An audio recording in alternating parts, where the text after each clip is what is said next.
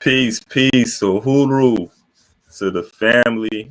Hey, how's it going? Welcome to another episode of We Charge Colonialism podcast and book club. I am Ikemba, host of the We Charge Colonialism podcast and book club with my co-host in arms and revolution here. What's going on, brother? Good morning, man. Good morning, Kima. How you guys doing? Thank all of you guys. This is Frank, host for the Revolutionary Perpetuation Educational Lecture Series. Right on. And our lovely sister Natasha won't be joining us this morning, but hopefully we'll have her back during our next session next week. But Natasha will be joining us Tuesday on Black Power Media. I don't know if you guys have been tapping in, but I have been over there co-hosting on Black Power Media. So make sure you tap into Black Power Media as well. But this is We Charge Colonialism.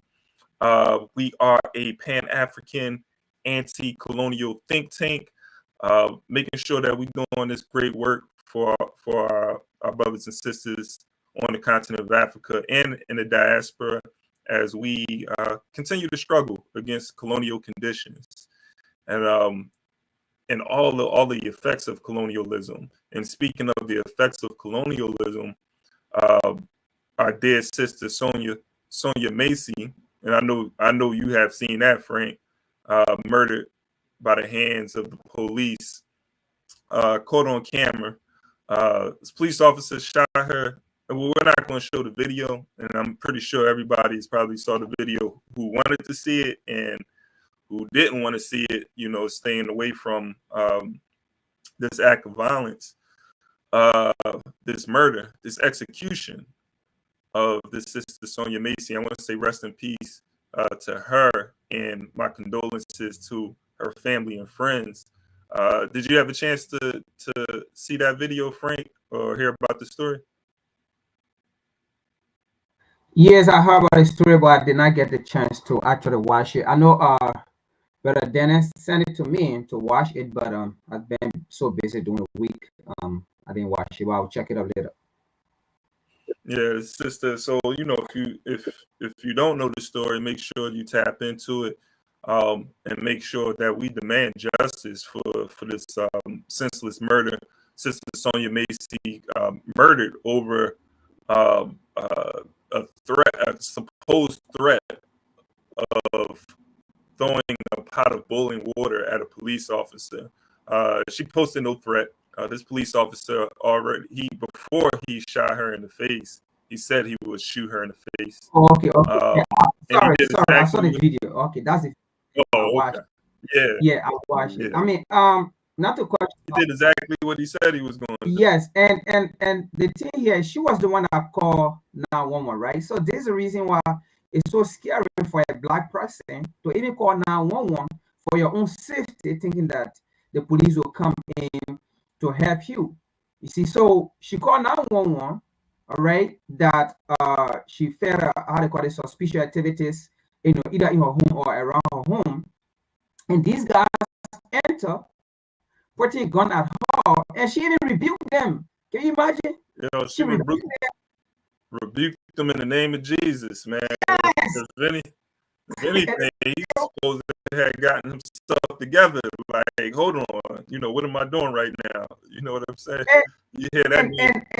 And what happened? She actually surrounded her.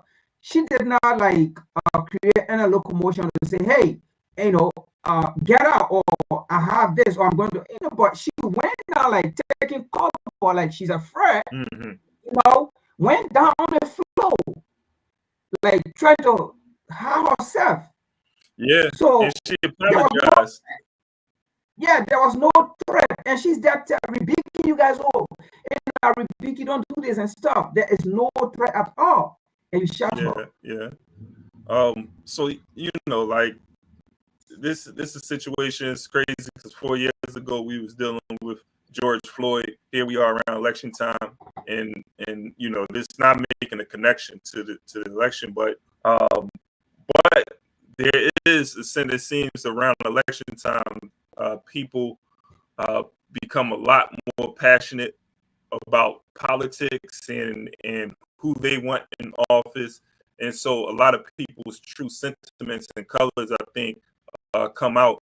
And the country which is already divided, I think, shows was more than divided, but the splits that we have within American society, I think, are more pronounced during election time, because people are looking to get their guy in office, and everybody is everybody is a political scientist around election time.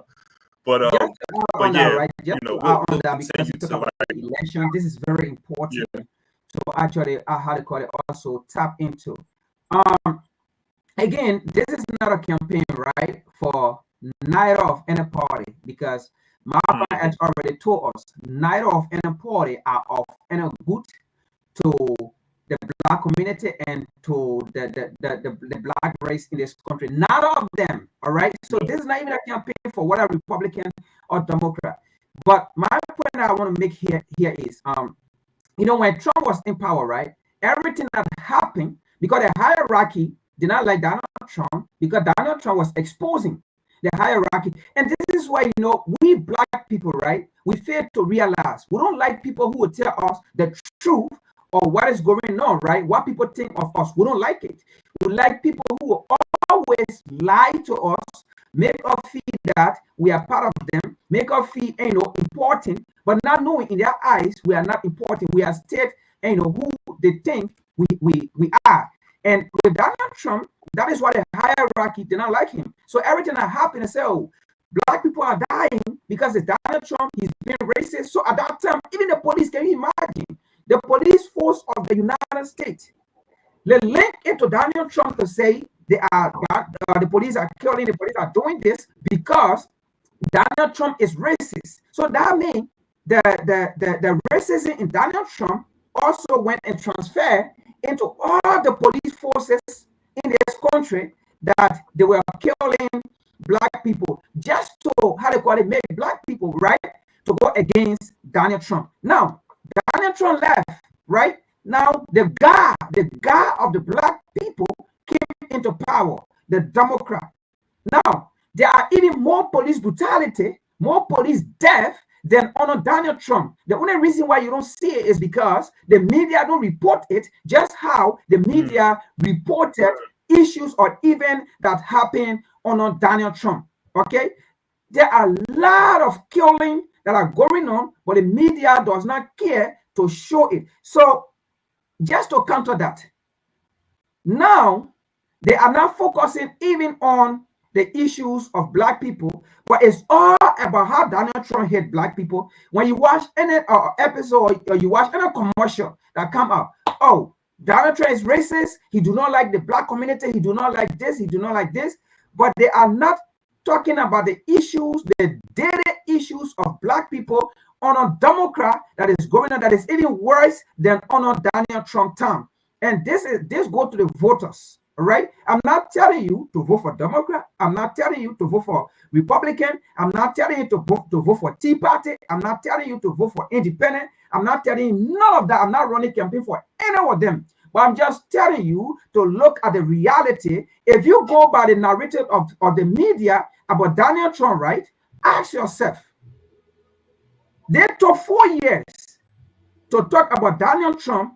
Why are they supposed to focus, all right, on the issues affecting you, the reason or the basis to which they came into power? They left it and took 4 years to discuss about racist Donald Trump, right? This Donald Trump, that Donald Trump, and you are buying into it. Yeah, for sure. You know, and at the end of the day, man, as revolutionaries, because this is, you know, I advocate for revolution destroying the system, the colonial system that Africans are a part of. We are not equal partners in this system. And if anybody thinks that we are, you know, I would love to have that conversation with them. I would love to be proven wrong, but we have never, nor or we are equal partners under this colonial system. So it's up for us to organize and develop systems of our own and be able to, so that we are able to express our right to self-determination. With that being said, let's go into the weekly roundup, man. Speaking of colonialism, I always like to give evidence of colonialism happening to our people. I'm going to put a link, though, in the chat today at 12 p.m. Eastern time. It's going to be the Uhuru movement is having a webinar 2 years after the FBI raids, mobilized for the free speech trial of the century. There's going to be discussion. That's the event that's happening at 12 p.m. Eastern time. I'm going to put a link for those who want to register and join in on that webinar. So that's how you register for the Zoom link and to be able to be a part of that discussion. The Uhuru 3 will be on trial this September. There is going to be mobilization to organize around that trial as the government, United States government, tries to railroad the chairman Omali Yeshitela and the African People's Socialist Party and the entire movement. So it's up for us to be able to support our revolutionaries and our movements, and not get ideological around it either. All African people who are for our liberation and the end of colonialism should be making sure that the state doesn't put our revolutionaries behind bars, our comrades behind bars. So I want to jump into the weekly roundup, and appreciate everybody for tapping in. Make sure you like, subscribe, share this podcast, and spread the word, man. Spread the word. So the story that I want to get into is what's happening in Zambia. When we talk about colonialism, I think this is a prime example. When we talk about underdevelopment as let me get myself together, as Walter Rodney, our comrade Walter Rodney discussed, and Andrew Gunnar Frank wrote about this as well. I'm over here struggling with this. All right, here we go. So yeah, I'm going to pull this story up.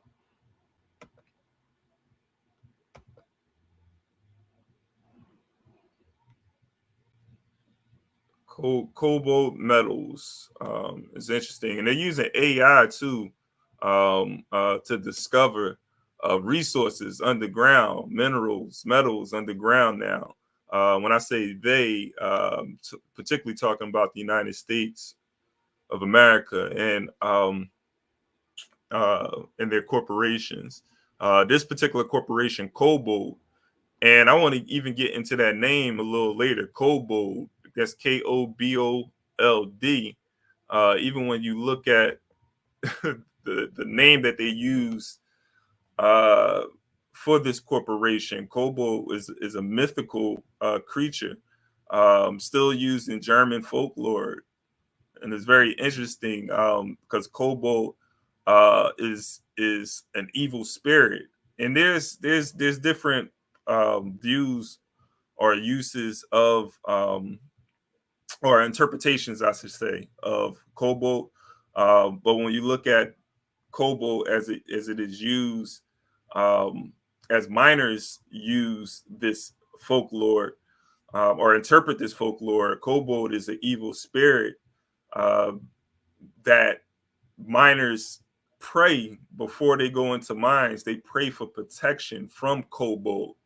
And other Cobalt also morphed into other mythical creatures. So when you hear goblin, hemogoblin, like those terms developed or they evolved from this mythical creature called Cobalt. So I'm going to get into this story. I just wanted to get into the background of that name real quick because I thought it was interesting for this mining company to call themselves Cobalt. This means, and with all that being said, this means that our African brothers and sisters need to be praying for protection from this corporation who's looking to go into Africa and exploit their mines. So let's get into this. AI needs copper. It just helped to find millions of tons of it in Zambia. And when we look at Zambia, and just look at the economic conditions in Zambia, 60% of Zambia's population is living in poverty. So I just want to give you that context as we look at this story. The deposit in Zambia could make billions for Silicon Valley, not billions for the Zambian people, but billions for Silicon Valley. Provide minerals for the energy transition and help the United States in its rivalry with China. A rivalry between the United States and China over the resources in Africa, right? This is what's happening. We have foreign powers fighting for the domination of African resources. And when you dominate African resources, you essentially dominate the people. When you dominate and are able to control those resources, you control the land and the people who live on that land. That's colonialism. This is what we're talking about right now in 2024.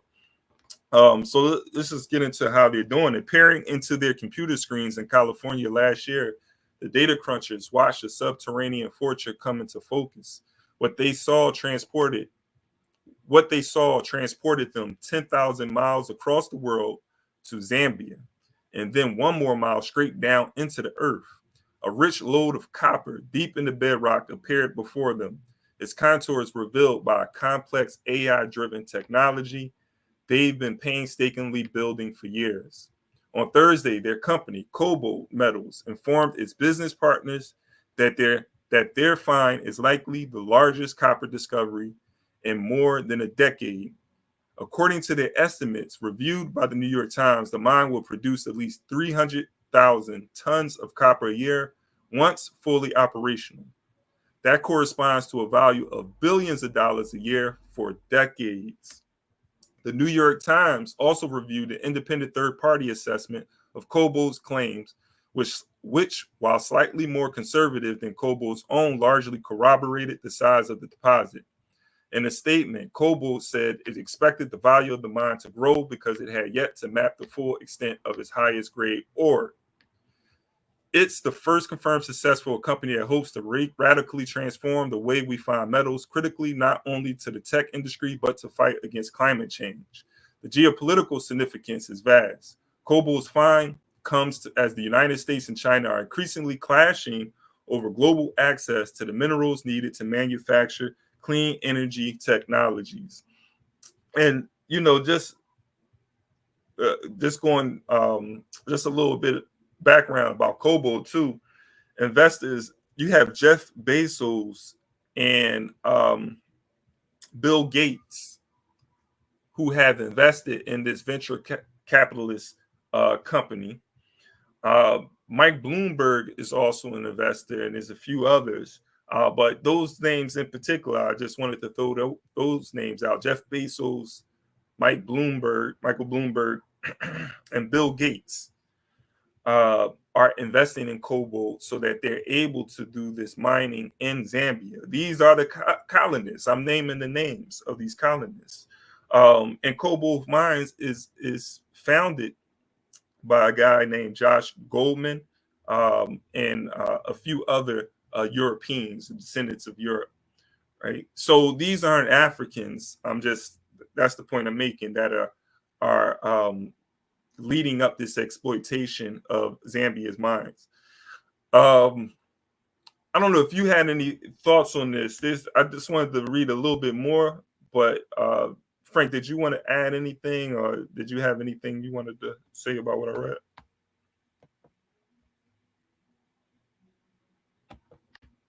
The new you just mentioned Goma, right?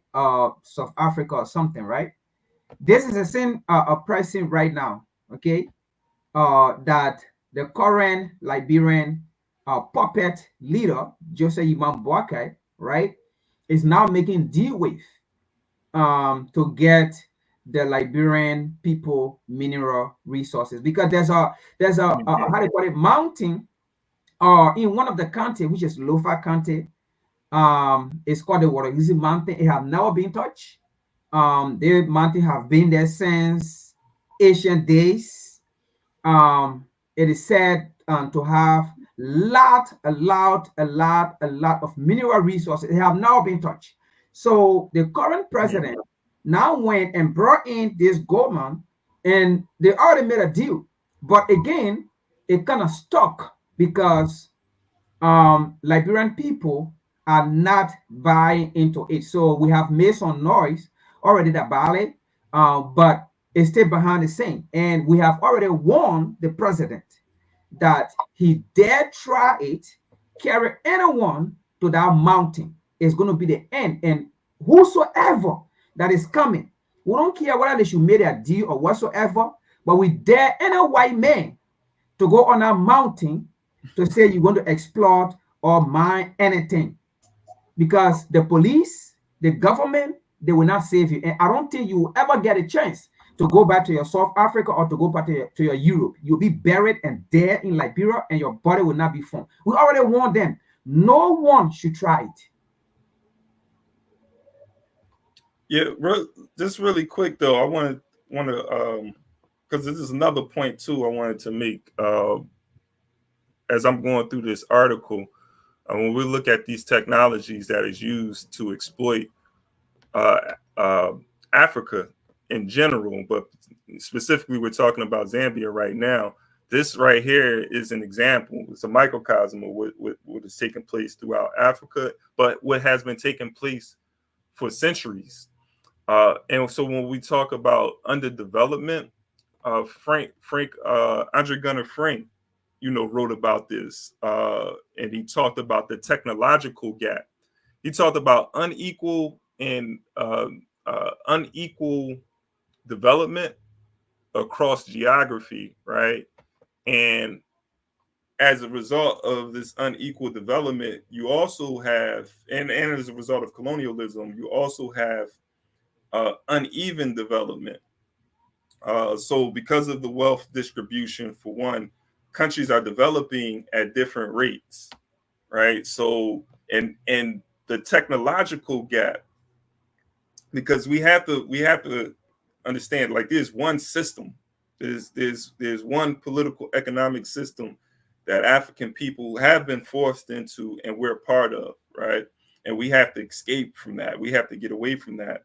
But being a part of that, as we continue to engage this system and participate in this system, because of this unequal and uneven relationship, African people find themselves dependent upon those people who have control of the technology and the resources. The technological gap. Gunnar Frank says that this gap will never, we will never be able to close this gap because of this unequal relationship and unevenness. So going back to this article, when we look at Zambia, doesn't have the technology that America has to be able to find those exactly where those resources are and be able to estimate how much money much money that they'll be able to accumulate due to how much resource or how much this, in this case, what's the damn cobalt, copper that they're going to be able to produce. Like, these are things they can estimate these things and accurately estimate them because of the technology that they have. And from America, 10,000 miles away, as they mentioned, 10,000 miles away, they're able to say, this is what we are going to be able to do or produce from these mines. And as a result of that, they get people like Jeff Bezos and Mike Bloomberg, right? We got how many? 1 billion Africans on the continent. And you mean to tell me there's not 1, 2, or 3, not even one, that has invested in this? So what's going on? That's a serious contradiction. And I wouldn't want that anyway, because of, it's just perpetuating the system of capitalism. You still be tied to the system regardless. But it's just blatant colonialism in our face. So I'm just going to just touch on a few other points in this article. So cobalt Cobalt originated half a decade ago in the belated realization among Silicon Valley's barons of what lay ahead. Their products have become the backbone of the United States economy, talking about cobalt, but their businesses couldn't grow much further without a gargantuan increase in the mining of a handful of raw materials that make batteries, without which everything from cell phones to electric trucks simply can't function. They needed far more copper, cobalt, lithium, and nickel. And also, so that everyone can put this in perspective, Zambia is the second largest producer of cobalt after Congo. All right. So, I don't care how small it is on the map.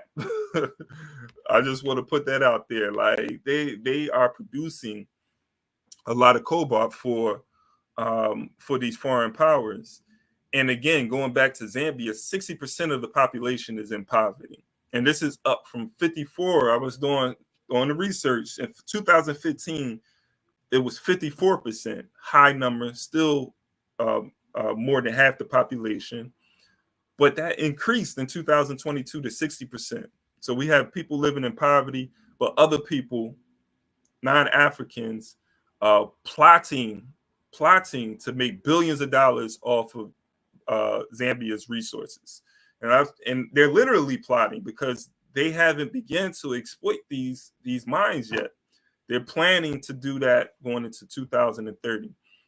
Hundreds of new mines will be necessary. Let me go down to,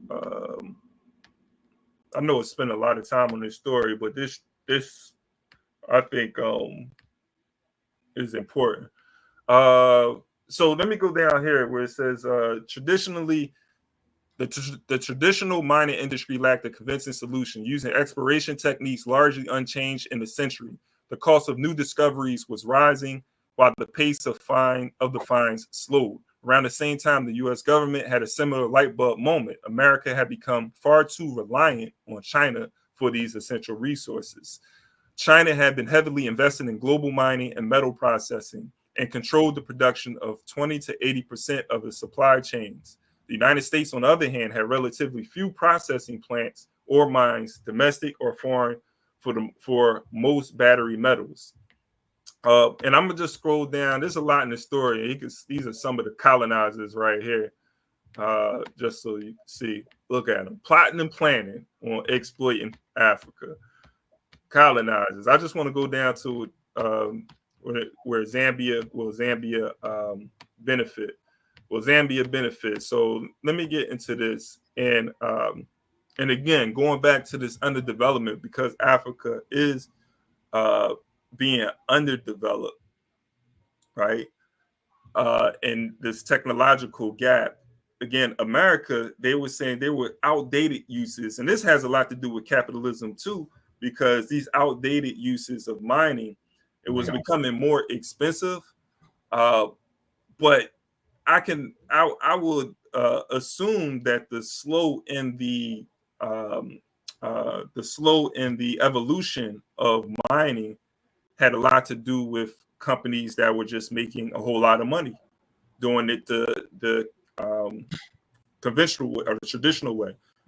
But now, because of this competition in America wanting to get in on this competition, they have to gain a technological advantage over their competition so that they are able to get in the game. And so that's what's happening right now with cobalt mines. And this is why people are investing in it.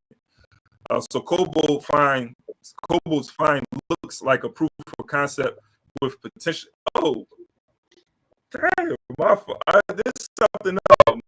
There was a quote in here.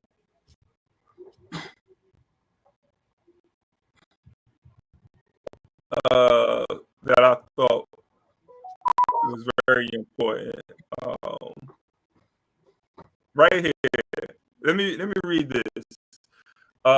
Its chief executive and co-founder embraces the money-making potential of Cobalt's technology, which is the company's alone to profit from. He is fond of saying, "I don't need to be reminded again that I'm a capitalist." Right? He's making it be known, like, hey, he's about making this money. The work is about to get a lot less theoretical. Cobalt is pumping 2.3 billion factors and governments alike.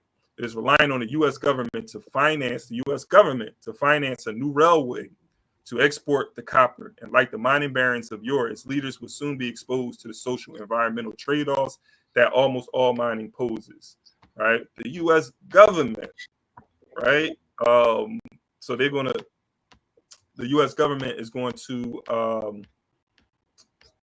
underwrite the building of a railroad in Zambia. I'm gonna stop there. There's a lot. I wanted to get into the benefits, but I know we're short on time, so I'm going to stop the story. Frank, you had anything you wanted to add? Yeah, exactly. I want to respond to a comment here by Adamo, and also just because we are talking about mineral resources, I'll also touch base on Liberia, just a quick video. But I want to respond to this, right? Adamo says, I'm listening. I think I would describe as forward thinking. Now, I was just reading the story. Adamo, right? I would like for you to put in a chat and a forward solution for what we are explaining here, right? We have forward solution in it, but maybe some people are not listening keenly. But we did not say this is a forward solution. This is a forward solution, right? But from the beginning of this discussion, if you came on earlier, I said something about Liberia that the current president is making deal or have made already deal with Nkrumah measure in name, and he said Gambo or something, right? In Liberia about a mountain. And what the people have done is they have already threatened the government that we don't care whether you made a deal, but we should not see anyone to our mountain.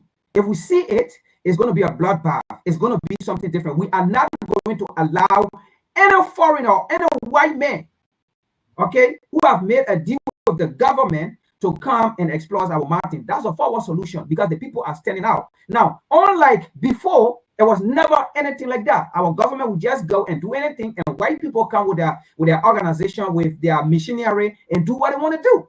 But now, ordinary citizens are standing out. It is another forward movement. Now, Nkrumah measures something that there are billions of Africans, let's say a billionaire African on the African continent, or even in the diaspora. All right, they are African billionaires. All right. Why are they not undertaking some of these things but allowing the white man, all right, to go on the African continent and do these things? That's a question, and that's a solution. That's a forward solution that, look, listen, we have African billionaires. We ourselves should undertake this. Now, Nkrumah also mentioned something that Africa does not have the technology know-how, right, to test this equipment. What that means is we need technology, all right, to test this equipment. It's forward movement. What is the forward movement that you want us to talk about? Now, drop it in the chat. But we are laying down, how they call it, suggestion, and we are laying down, right, things that need to be done. We are not just reading articles or saying anything. But just because we did not say this is a solution, let's do this, let's do this. But from our explanation, you can see what we're talking about. And also, I don't think we are not bringing solution to the table. If you look at what is going on the African continent, do you think it is by coincidence? I will tell you this, all right?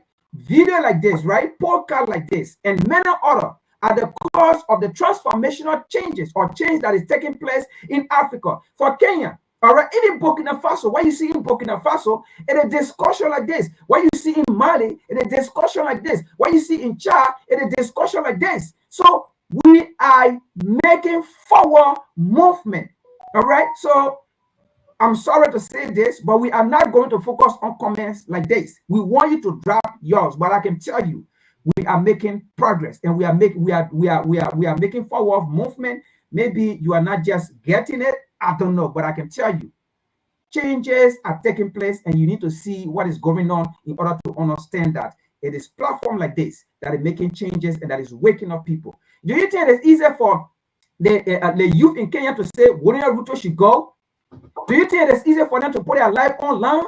Do you know how many foreign support that have been supporting the Kenyan military to do things in Kenya against the youth, but the youth are not afraid?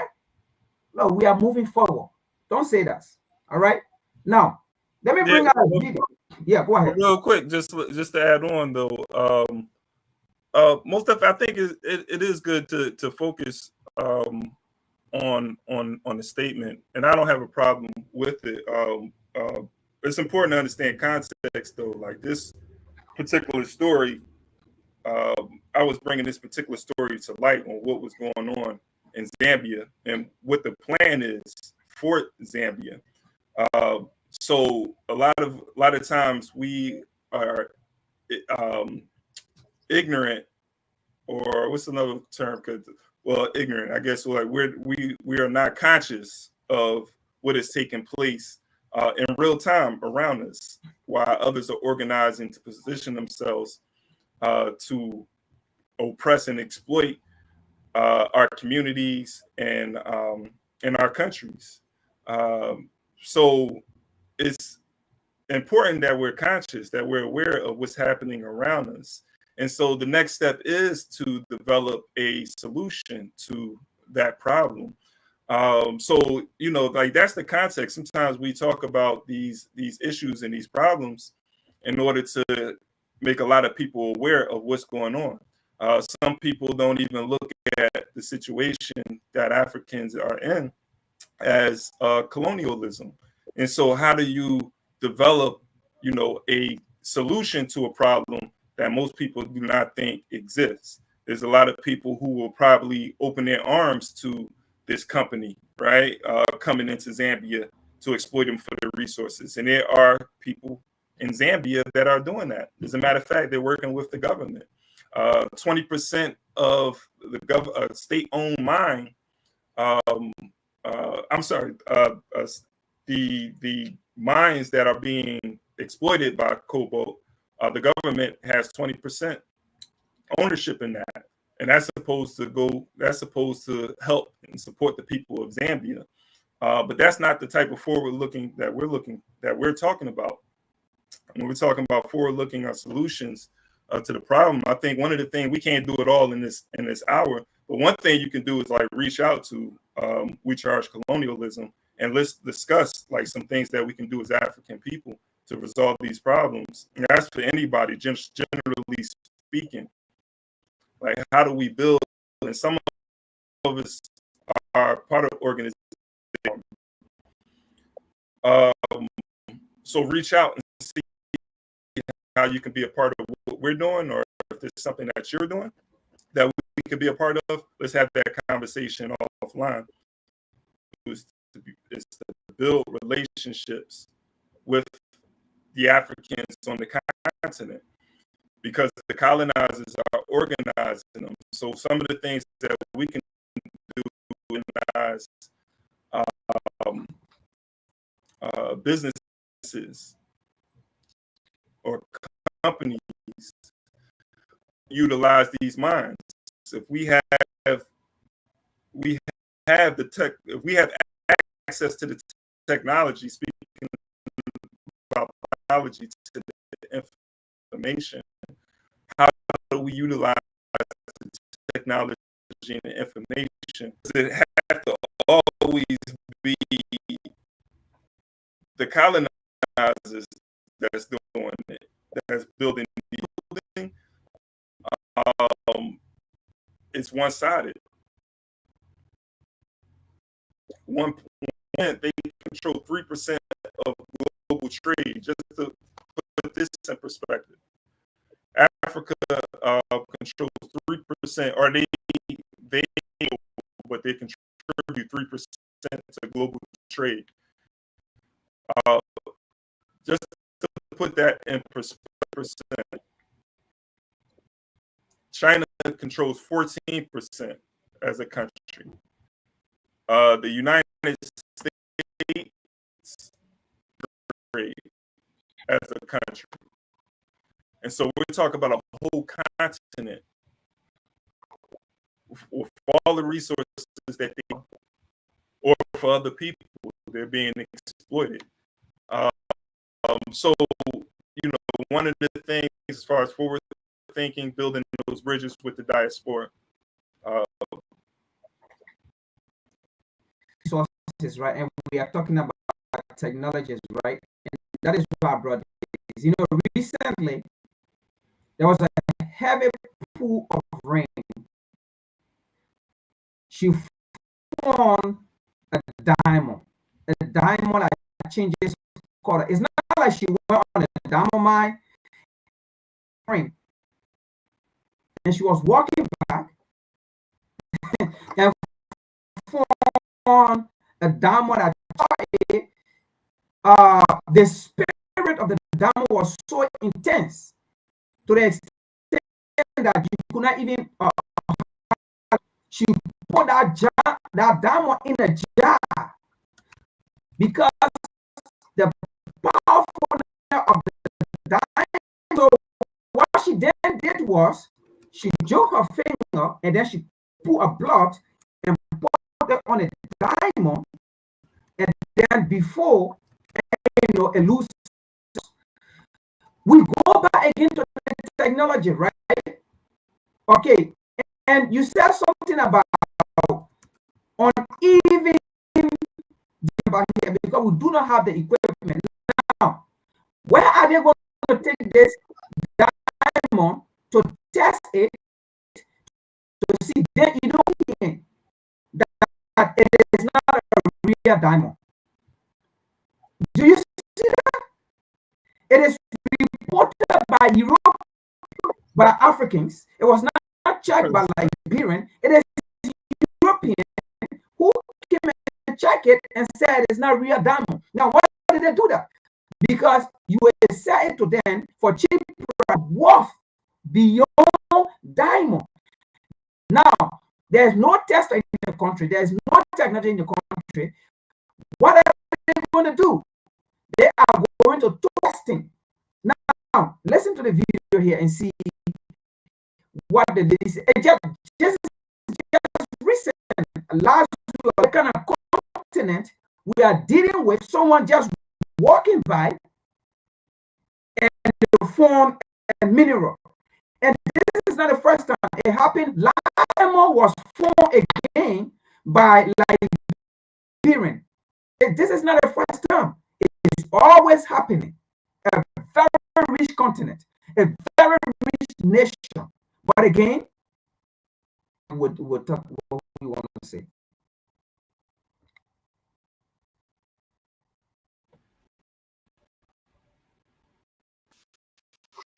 I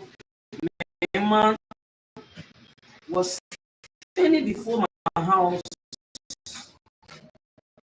mercifully, and then this day, which was around about 7:30,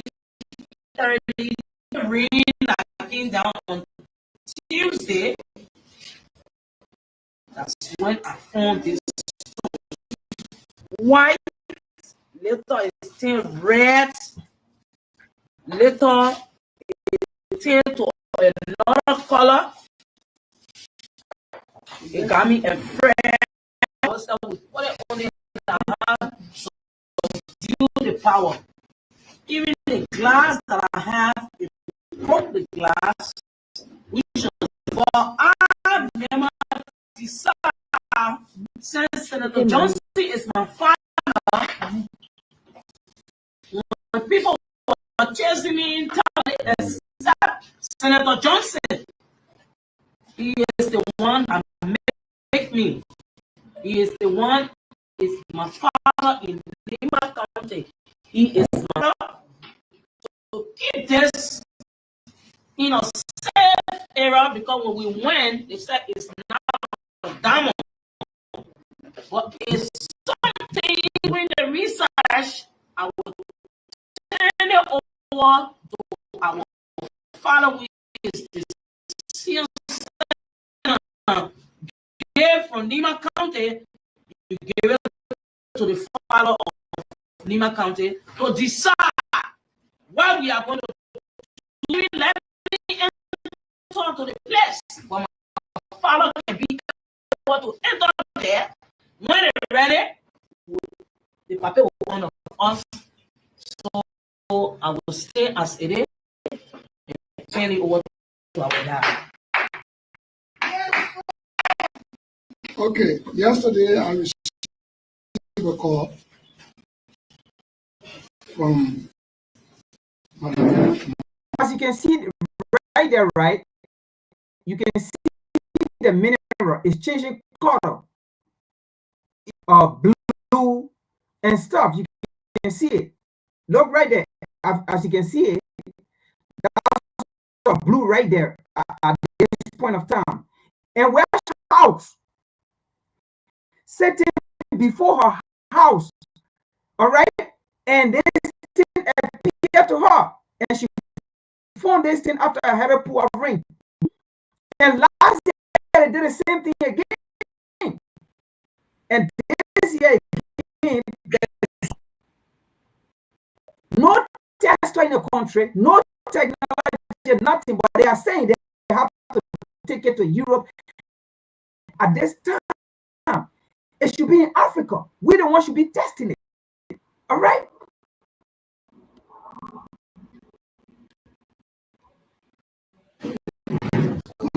concerning this stone. It was said that she found a diamond. I informed the vice president, I informed the president, I informed the national security director and the police, and they sent people about 2 o'clock in the morning. They went to the Minister of Lands and Mines, and they drove to the Lands and Mines office on this festive season, festive day, Independence Day. They did diamond. It is called opal. Opal is a stone, is a mineral, but it's also expensive, highly expensive, depending on the quality and value. However, we do not have testing material to test it in this country, and they asked that they should be kept before she brought it and give it to me, as she did now. But I called the Minister of Lands and Mines a while ago, and they said we should go to the ministry tomorrow to give it to them while they seek iron in foreign country. But the one who found the diamond, the opal, said, no, I prefer to give it to you, our father, our senior senator. Keep it somewhere in your safe until other was ordered. Yes. So that's what she gave me. I want to tell you, you're safe. Nima Kande, your daughter body is safe. Thank you. Let me just make a point quick, right? And then before Kima can come in. And sorry, folks, that we have taken long time on this. I don't think are we going to go ahead. But the reality here is, right? Look at another point again. They said there was no tester in the country to test it. Then how did they know that it's not diamond? How did they know that it's opal? You just said, okay, there's no tester. So they couldn't. All right, there's no tester. They couldn't test it. Then how can they come to the conclusion that it is not a diamond? First of all, they are saying they have to take it to foreign country to test it. All right. And do you know the reason why this lady came to the senator? If she was just going to give it out to the state, she was never going to get any profit or anything out of it. But meanwhile, this is a stone for lifetime. This lady is rich, lifetime, generation upon generation. All right, she's rich. So the entire country, no one can differentiate, like the minerals are there, nothing, everybody ignorant. And these are the things we're talking about, right? We should have factory, we should have technology that we should be able to determine, all right, our own mineral, what it is, what it is not. Then someone else coming from out of the country determine it to is. And this is what Walter Rooney spoke about, all right, how Europe want to develop Africa. That's what Walter Rooney spoke about. The European used to come, right? When they see our mineral resources, and then they will put less value on it, because at the end of the day, they are the one going to buy it. So they put less value, and then tell you the price of it, not knowing that if they give it dollars, that particular resources, the value is actually $100, just for an example. And that's why he said this had an underdeveloped Africa. And that's the same thing still currently going on. All right. You found a diamond, a precious stone, but you already told the lady it is not a diamond. All right. You don't know where it is, but you got to take it out of the country to test it. These are the kind of things we are dealing with. I'm real curious, man. Where that book you got? I ain't never seen that one before, man. You can pull that one. That look like a binder. Like what? Yeah, that's Walter Roney, how Europe underdeveloped. Oh, somebody printed that out. Somebody Yeah. printed it and binded it. That's what that is. Okay. Yeah, I got them from the how they call it, the All African how they call it, Socialist, no, All African Revolutionary Socialist Party or something. Yeah. Okay. Yeah. All right. You talking about All African People's Revolutionary Party? Yeah, AAPRP. Yeah. Okay. All right. That's cool, man. Yo, I'm self-critical right now because we're at 10:52. That's my fault because I spent like 20 minutes. 20 minutes on the Zambia story, man. But I mean, well, we can go ahead. We can go into the book if you want. All right, we're gonna go into the book. We gonna go a little past 11, y'all, because we haven't even gotten to the book, man. Self-critical for. But I saw you putting something off from Nkrumah. Maybe you want to read it.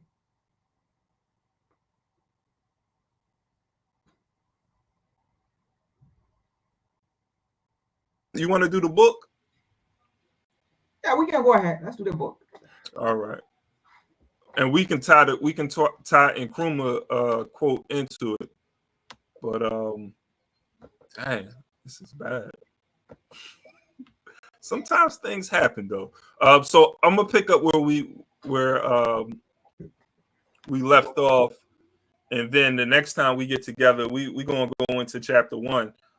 So this is still an introduction. Africa has a landmass second only to Asia. Oh man, let me see what happens when you're rushing. I'm going to put the link to the book in the chat. It should be in the description as well, but I'm going to put the link to the book in the chat for you guys.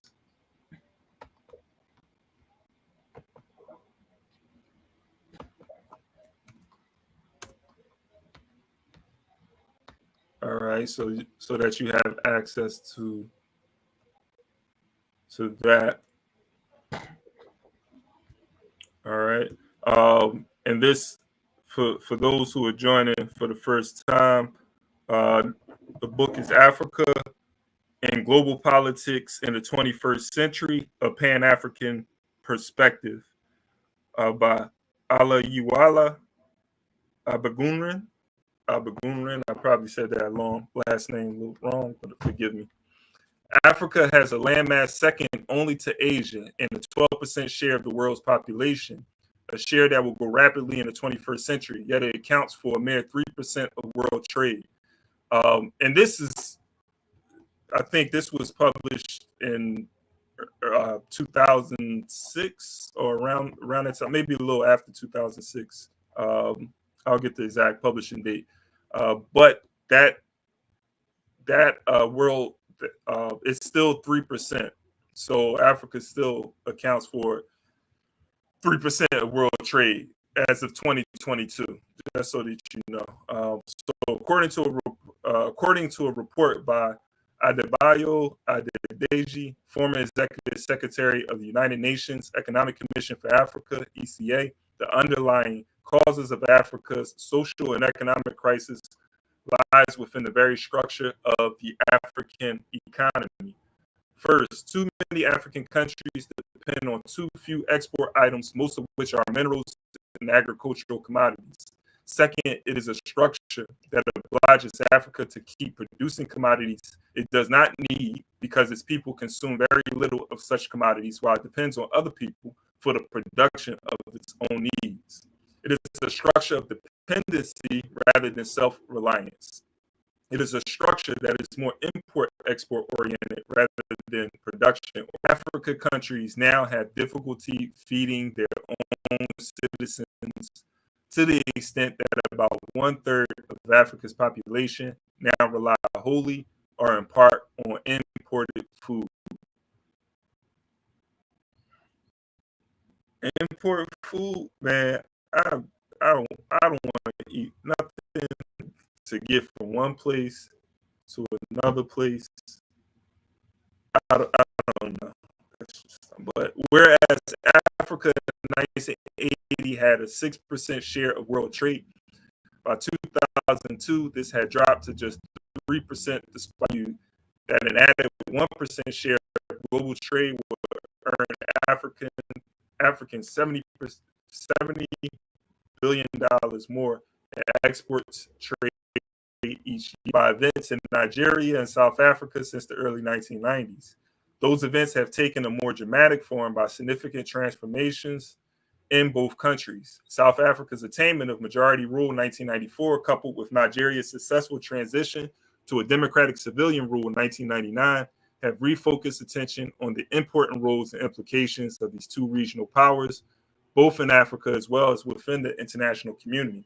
Exactly what roles would eventually be played by these two countries in fostering growth and development on the continent, while discernible marks of competition between the two countries are evident. Whether this competition is healthy for the development, growth, and security of their respective regions and the continent remains to be seen. Nigeria and South Africa have many similarities. First, they are both large countries with large populations. Nigeria is the largest in West Africa and Africa's most populous country and the 10th largest worldwide, while South Africa is also the largest in the Southern Africa sub-region. Second, both countries boast of having the strongest and most industrialized economies in their respective regions. For instance, while Nigeria is the driving force of economic community of West Africa states, South Africa plays a similar role vis-a-vis Southern African Development Community. And most importantly, South Africa boasts of being indisputably the most industrialized country in Africa. Third, both countries are almost the largest United States trading partners in Africa. In 2000, the United States exports to Africa south of Sahara were 78% greater than those of the newly independent states of the former Soviet Union, and 86% greater than those of Eastern Europe. South Africa and Nigeria alone accounted for about 2/3 of these exports, with South Africa accounting for 52%, while Nigeria accounted for 12%. United States exports to South Africa alone were a third greater than all sales to Russia, whose population is more than 3.5 times larger than South Africa's. Similarly, both countries dominate the import market of the continent, even more so than the exports. Nigeria alone offers Sahara, while South Africa takes the second place with 6.5%. All right, let me just read these last two. Fourth, with all its political instability, Nigeria's exceptionalism includes the deep continuities of indigenous code 140 million in 2006 census. In 2020, I want to say 22, the population was more than 200 million. The current population is over 200 million. I don't know the exact number, but that could be a quick Google search if anybody wants to put it in the chat. But Nigeria has a large. What's America's population, man? America's population is somewhere over 3. I'm just kind of making this comparison. Like Nigeria's population is not that far behind. Well, 100 million is a lot of people, but it's right on the hills of the United States, and probably could surpass the United States, to be honest, man. In the near future, just something to think about, man. Yeah, it's true. It could pass because of the gate. So yeah, like that's it. We're talking about 200 something million people. Like I could see it equaling or surpassing the United States in the next couple of decades, to be honest. Especially, these white folks, they don't like to reproduce.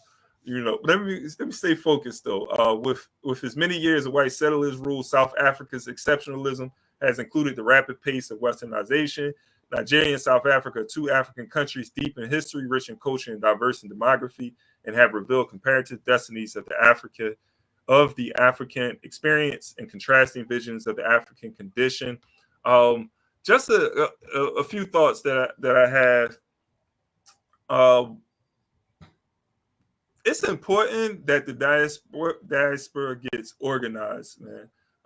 As we can see, United States is a major trade partner with Nigeria and South Africa in particular. We already talked about Zambia, so what that future is going to look like. But I think it's important that we get organized in the diaspora. This is why we have to be nation-minded. We have to, and I'm talking about the African diaspora.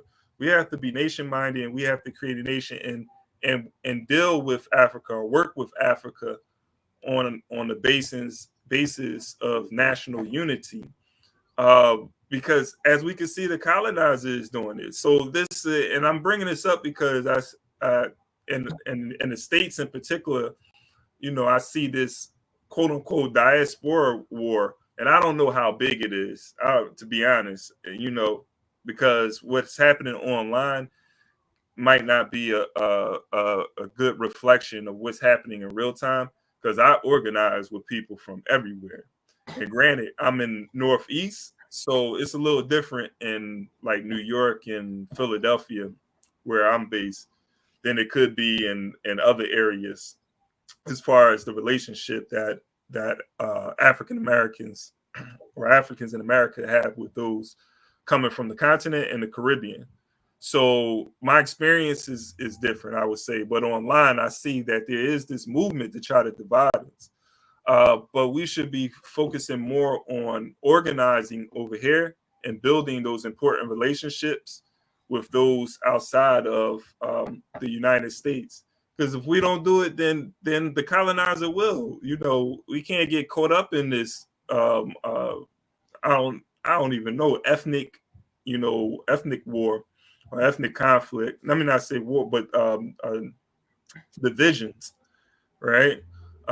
Because it doesn't benefit us, especially in a system that we don't dominate. I can see if we was in control and we was fighting each other for control or something, but we're fighting each other over something that we don't even control.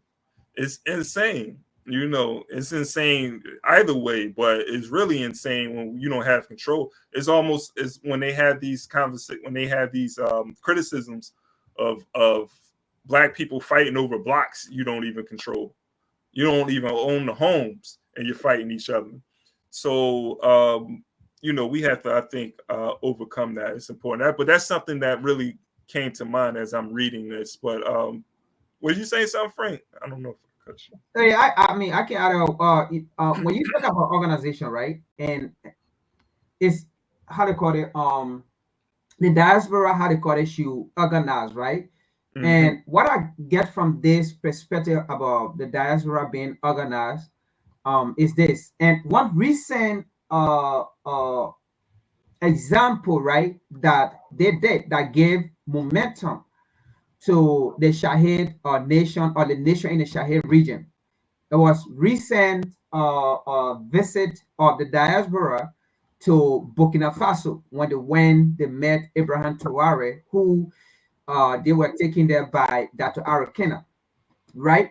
And I have watched Ibrahim Traoré, right, recent time, when he's speaking, since the visit of the African diaspora, right, since the visit, he have always mentioned them through the struggle, through being part of the struggle of the Shahid. He have always mentioned them that, we all can do it together and those things. And those are the things that, I believe when we talk about organization, right, the African in the diaspora should organize.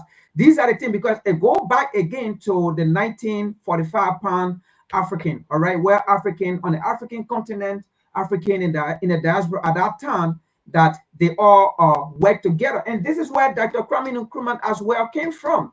All right, because bear in mind, Dr. Kwame Nkrumah was inspired by Marco Garvey, all right, and those things. So for the African in the diaspora, all right, to go on the African continent to support such a movement, because you would think that African in the diaspora, right, would be against a coup, a leader in Africa. But to their surprise, African in the diaspora went there and said, look, we support you because this is true freedom.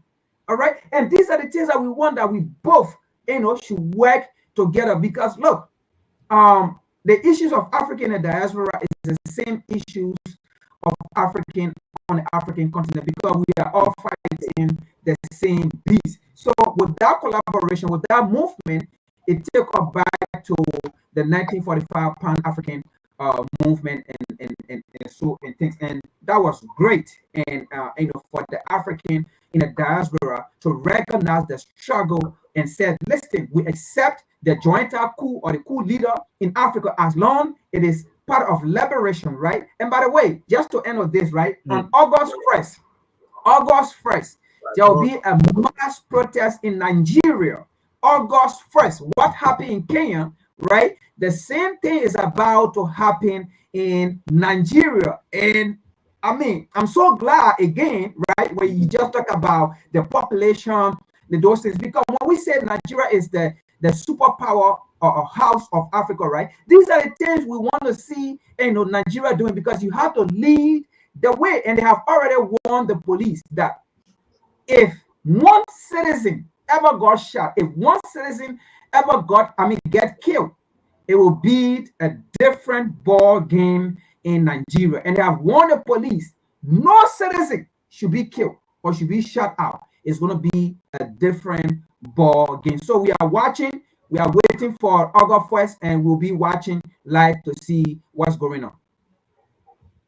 No, I appreciate that. I'm going to put also, again, a reminder at 12 p.m. Eastern time. There will be a webinar discussion of the 2 years after the raid of the African People's Socialist Party offices. They're set to go to trial. The Hoodoo 3 is set to go to trial this September. They'll be discussing that at 12 p.m. Eastern time. The link to register for the Zoom is in the chat. So I can read. I think there's not much left. I can finish this. Let me see. Yeah, I could finish this and we can get some final thoughts. Appreciate everybody for sticking in. I know we're a little past our time, but I'm just going to finish this chapter. Finally, and most importantly, these two countries are indisputable powers in their respective regions in terms of regional security and economy. Their potential to be forces for regional security or regional instability are great and real. The potential for positive or negative influence that these two countries have within their respective subregions is illustrated, for example, by Nigeria's leading role in the West African peacekeeping force, ECOWAS monitoring observer group in Liberia and Sierra Leone, and orderly political transition in Togo, and South Africa's role in promoting political settlements of conflicts in Mozambique, Rwanda, Congo, and Lesotho. I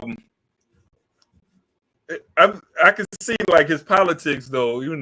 I ain't agreeing with some of this stuff, but I can see his optimism, in regards to what's happening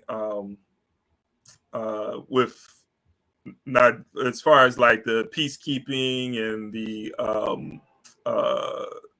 ECOWAS. But we'll get into that. We'll talk about that. Incidentally, today, some would describe South Africa as the major force for political stability and economic growth in its region, while the same people may hold Nigeria responsible for promoting or undermining her own sub-region's overall economic, political, and security prospects. Ironically, it was Nigeria, especially from the 1960s to the early 1990s, that occupied, with regards to West Africa and even Southern Africa, the role that people now attribute to South Africa vis-a-vis the Southern African sub-region. At this period, especially between 1970 and 1980, Nigeria was called the sixth frontline state, a description given by the Western powers because of Nigeria's dynamic and action-oriented foreign policy, in which Africa was the center point in its total commitment for majority rule in the white settlers dominated Southern African states. Excuse me. Not too long ago, largely because of its apartheid policy, South Africa was regarding Africa as well as within the international community as a pariah state. Nigeria was very close to being a pariah state under the military regime of Generals Sani Abacha, or is that Abacha? Especially after the execution of Ken Saro-Wiwa, an internationally acclaimed environmental activist in November 1995. However, beyond these negative perceptions, both countries still hold the highest expectations for their respective regions and represent at the same time an enormous wealth of potential. Therefore, it seems right that the task ahead for everyone is and should be to help devise a process whereby this potentiality would be transformed into concrete growth, not only for the individual regions, but also for the continent as a whole. All right. So next week, we'll come back with this Nigeria and the struggle for the liberation of South Africa. We'll get more into another answer. Oh, chapter 1. I was about to say, this is the introduction to chapter 1. I'm like, I just read the introduction. What's going on? Yeah, so I'm really looking forward, though, to getting into this because South Africa and Nigeria are, I think, essential, right? They're going to play an important, significant role in Africa's development. This because where they are, because where they sit as far as their population, their economy, and geography, I think, as well. One being in the north, like the different regions that they're a part of, West Africa, South Africa. But I think it would benefit Africa as a whole. But the only thing, and I think we'll get more into this as we continue to discuss this book, there may be like some ideological differences, you know what I'm saying, as far as the way we view ECOWAS, the way we view peacekeeping in a sense, you know what I'm saying? Like, who's keeping the peace and keeping the peace for what? So those are some things I think that, you know, we'll deepen as we go into it. But I think I'm gonna appreciate the book because of just this look at these two countries and the promotion of Pan-African unity, right? So there is going to be discussion on how do we strengthen Africa? How do we strengthen African people around the world? And I think that discussion, whether we agree with everything that's going to be written in the book or not, it opens up a discussion to be had on how we can move forward, you know, as African people. And so we have to do. To me, I feel like, you know, no matter where we are ideologically, we have to at least sit at the table and begin to even if we have to compromise, if we can work together to move forward, if it's going to benefit Africans as a whole, then we can do that. Now, in our respective, when we go to our respective organizations and communities, we may have different ideas, right? And we may organize based off of our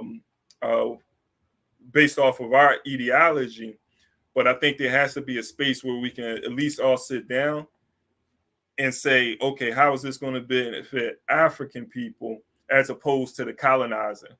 Because a lot of our people are sitting down with the colonizer, and and they're making decisions that is benefiting maybe them individually, but it doesn't benefit Africa as a whole, if that makes sense. And I know I'm kind of rushing.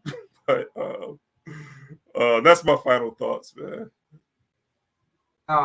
Just to add to that, right? About looking at Nigeria, South Africa, and let's just say those big so-called economic powerhouse in Africa, right?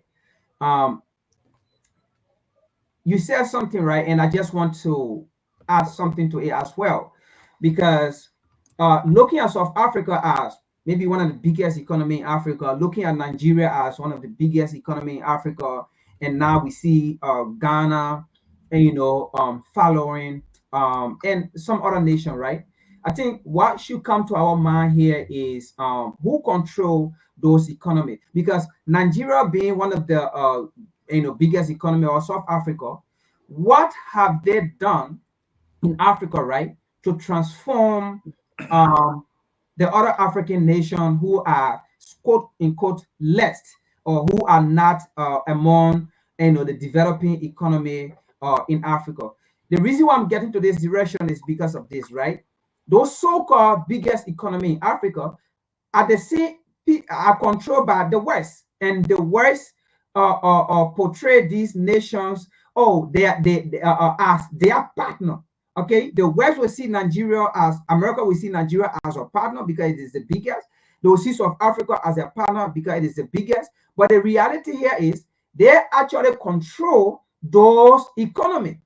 It is not being controlled by Nigeria. It is not being controlled by South Africa, because if indeed it was being controlled by South Africa or Nigeria, they would have helped the rest of the African continent, to develop, to progress as well. But the reason why it is not happening is because those economies are controlled by the West and then are put on the market by the West. And this is how they do to infiltrate, all right, the African continent. And this is what's going on right now. That's why you see, even in Africa right now, the continent is divided. Nations are divided within Africa, while some are going to, how do you call it, on the other side, some are going to China, some are going to India, some are going to Europe, some are going to America.